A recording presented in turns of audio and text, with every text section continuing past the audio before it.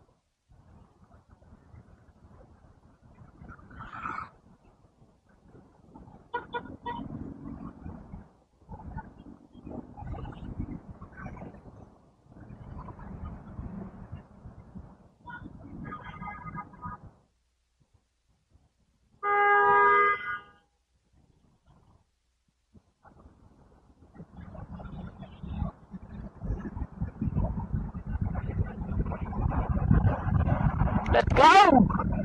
Woo! Laging traffic doon kasi mga palabas ng galing Cainta at yung mga mag-U-turn papuntang papuntang Marikina.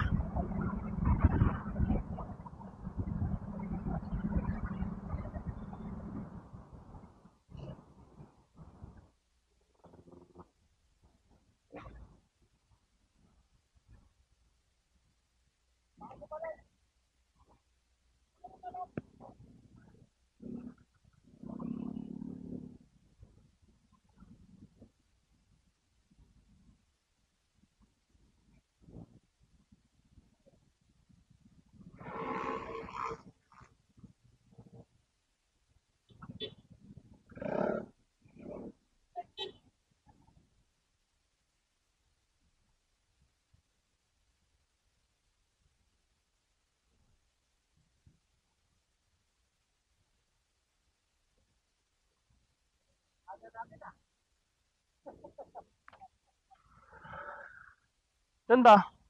Dito ba?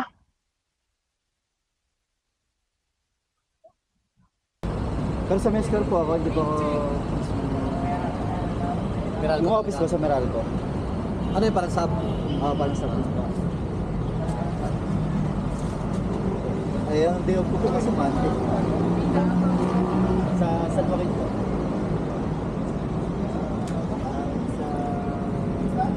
Sige nga.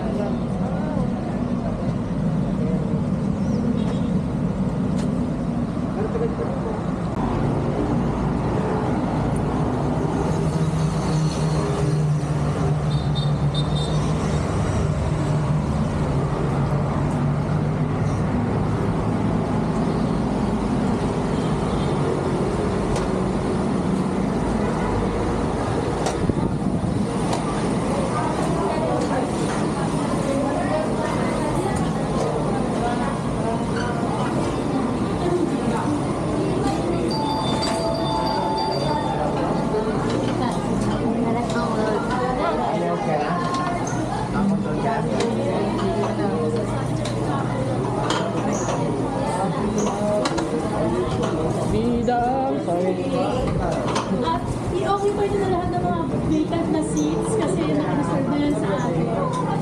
Okay.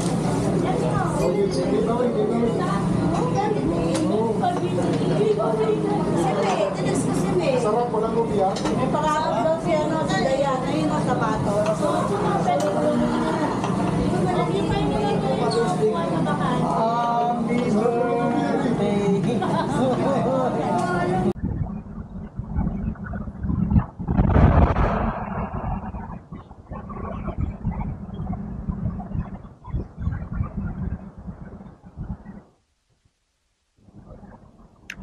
So ayun guys, tapos na yung meeting namin. Ano ba sasabihin ko? Yun, nakapag-meeting kami sa aming Riders Club dito sa PCX ADV Alliance Club. So dito kami sa may Shell Pugon, Marcos Highway. And ayun, pinag-meetingan namin is regarding for the incoming charity event. Tapos nag-distribution ng uniform for jersey ng paak. So dito kasi guys, hindi naman nabago sa akin itong mga charity na to. Mga charity event na to, mga pinupunta ng mga bawat riders group. Alam nyo kasi guys, ang isang advantage dito sa charity, I mean sa mga riders club is hindi lang about rides. Ang isang purpose kasi nito ay para makatulong as a riders club, no? So yun ang isang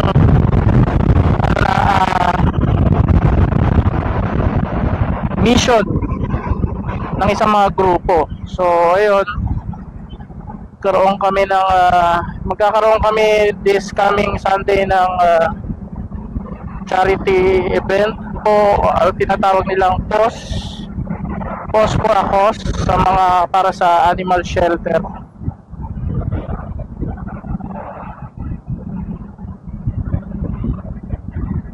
Ang kasama ko sa dumaan yun dito ang daan.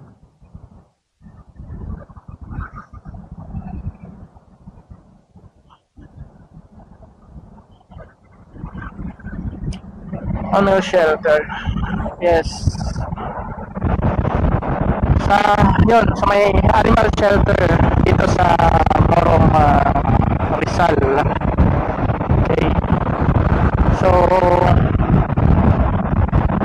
yun nga, kaya lang sabi ko hindi na sa akin Pablo to, since nung nasa PCGC pa ako, nung nasa Pangasinan ako, ginagawa na namin to. So tumutulong ang grupo para makapag-donate sa mga nangangailangan. Bawat may mga sakit na cancer, dialysis, no, yung mga pambili ng gamot, yung mga hindi na kaya makapag-afford. Yun. So ang grupo pala is marami na rin pala silang naging charity event. Yun. Pang 12 na yata to. Yun ang sabi sa meeting. Ang kagandahan dito guys, marami kang matututunan, marami kang makakilala. Actually yung mga hindi yan basta ordinary riders lang, no? Kasi yan, mga professional din yung mga yan, mga nagtatrabaho sa mga munisipyo or basta mga regular people din yan, mga nagtatrabaho. Iba may mga posisyon, iba na sa government, sa private, nurse, ganyan. So yun din ang isang kagandahan pag may grupo ka ng isang riders club.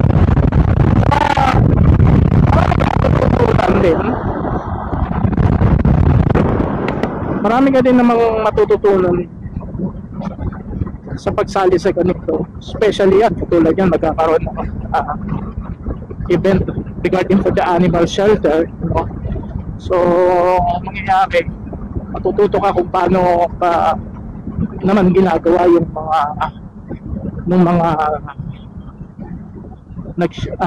nag-a-adapt doon sa mga hayop na sino-survive nila, di ba?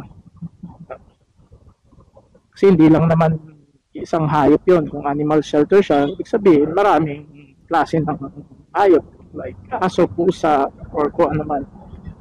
So inisip pa,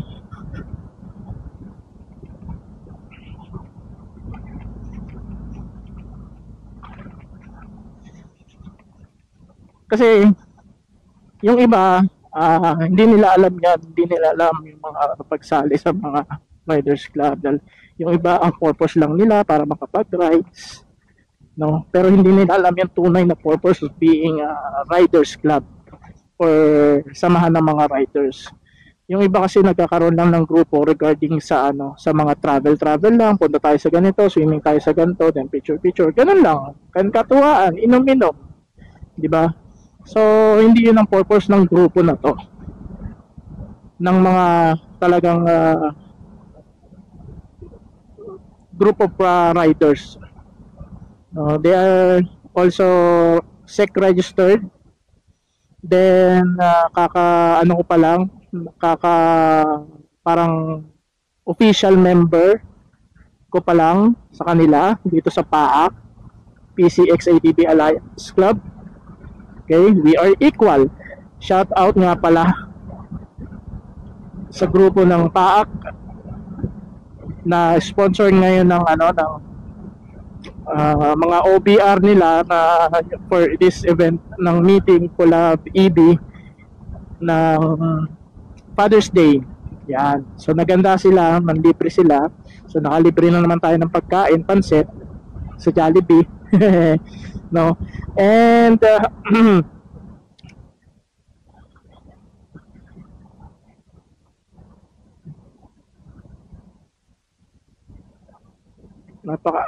galay ko. So yun. So, yung iba kasi, ito rin, ay add ko lang din yung sa mga rides. Akala nila kasi talaga magastos talaga mag-rides actually.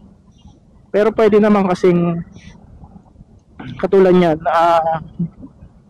pwede namang hindi magastos kasi especially yan, marami chapter. So nagkakaroon ng ambagan diyan kahit pa 20-20. Then ano yan, iniipon yan for the funds, for fund ng grupo para makatulong, diba? Katulad niya may charity event, so ang national officers maglalabas sila ng 10,000 which is galing sa fund yun na itutulong sa mga charity event.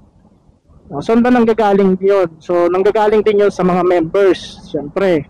For example, yung mga t-shirt namin na paggawa, sinample nga ni Press kanina, yung t-shirt is worth 500 na pinagawa nila at ginawa nilang 550 para yung 50 pesos para sa funds. So it's not bad. Pare-pares na win-win station, win-win situation, no? Nakatulong ka na sa ambag mo, meron ka pang uniform for the group, 'di ba? So, yun, nawala na yung kasama kong isang taga-tagig. Doon yata sa Amang Enriquez dumaan yun. Ako dito ako sa C5. Yun. So, yun, pauwi na tayo and let's see, sa Sunday, next Sunday we'll, doon nga, sa Morong Rizal.